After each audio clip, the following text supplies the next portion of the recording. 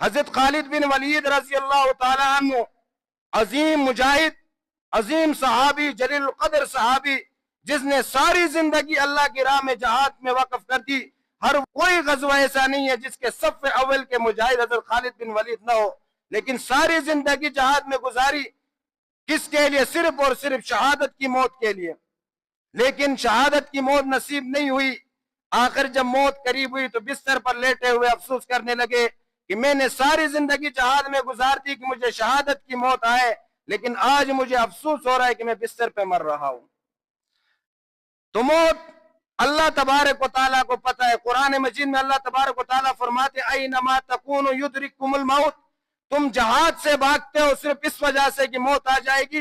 तुम जहाद से मुंह मोड़ लेते हो कि जहाद में तुम्हारे लिए मौत आ जाएगी। ऐनमा तकूनु युदरिकुमुल मौत। तुम जहां भी जाओगे वहां तुम्हें मौत आएगी। यहां तक कि वलौ कुंतुम फी बुरूज मुशय्यदा, अगर तुम मजबूत किलों के अंदर, महल्लात के अंदर भी छुप जाओ, मौत वहां भी तुम्हारा पीछा करते हुए पहुंच जाएगी।